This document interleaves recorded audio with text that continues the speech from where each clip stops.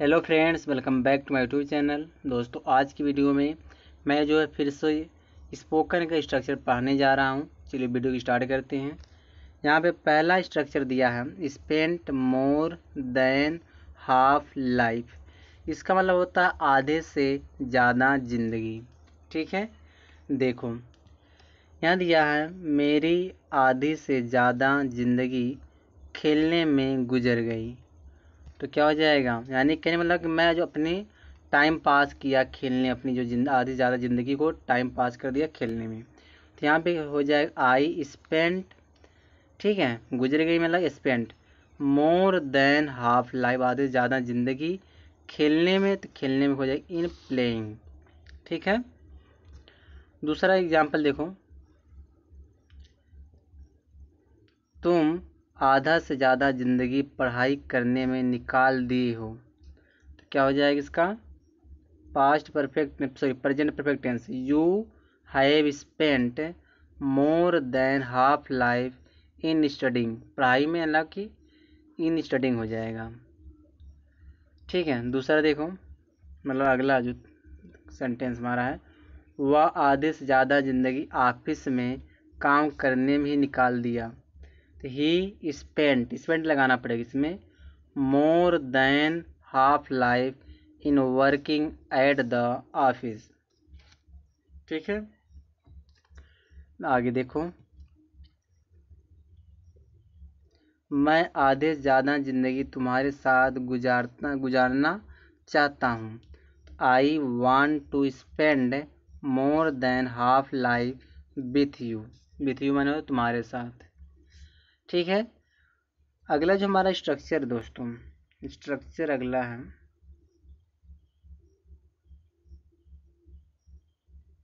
देखो, that day is not far when, वह दिन दूर नहीं जब। ठीक है, यहाँ आगे आपको एक सेंटेंस बोलना पड़ेगा, जैसे वह दिन दूर नहीं जब तुम इंग्लिश बोलोगे। ठीक है, सबसे क्या लिखोगे, तो यहाँ पे पहले आप एक स्ट्रक्चर लगाइए, that day is not far when. यहाँ तक सेंटेंस हो गया। अब क्या कह रहा है कि तुम इंग्लिश बोलोगे। अब लिखिए यहाँ पे, you will speak English. You will speak English हो जाएगा। दूसरा है, अब वह दिन दूर नहीं जब मैं कहूँगा कि मैं तुमसे प्यार करता हूँ। तो क्या हो जाएगा, पहले स्ट्रक्चर बोल दीजिए, that day is not far when. I will say मैं कहूँगा दैट वन की आई लव यू। ठीक है, आगे देखो बच्चा,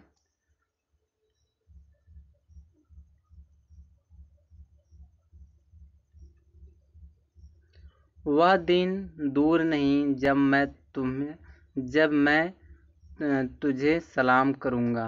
तो क्या हो जाएगा, that day is not far when. ठीक है, I will make a salute. आगे देखो,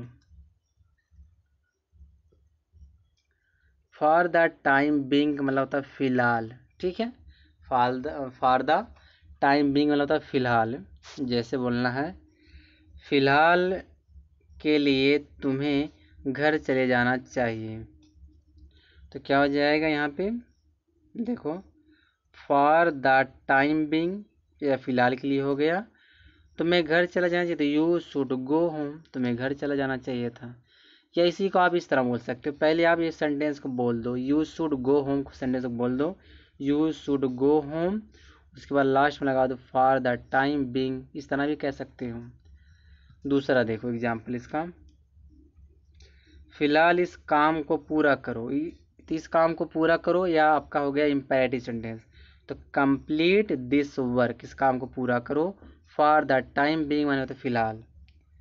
फिर देखो क्या दिया हम, फिलहाल उसे जाने दो। तो उसे जाने दो तो लेट हिम गो। ठीक है, यहाँ पे लगाइए फॉर द टाइम बीइंग, फिलहाल उसे जाने दो। यहाँ दिए फिलहाल मुझे खेलने दो।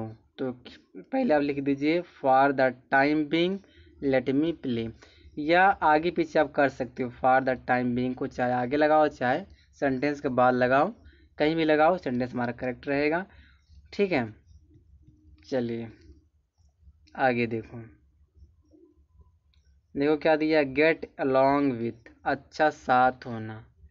कहने मतलब है इसके यहाँ देखो नोट में दिया है, a friendly relationship with someone, किसी के साथ अगर कोई एक फ्रेंडली रिलेशनशिप रहे उस कंडीशन में हम गेट अलॉन्ग विथ का प्रयोग करते हैं। ठीक है, जैसे बोलना है मेरी उससे नहीं बनती। ठीक है, तो क्या हो जाएगा, I don't get along with her, I don't along with her हो जाएगा।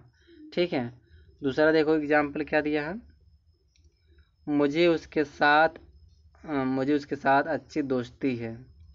तो I get along with him, I get along with him. फिर से बोलना आपको, तुम्हारी उसके साथ नहीं बनती, तो you don't get along with her. आगे देखो, बस इस वीडियो में यहीं तक है।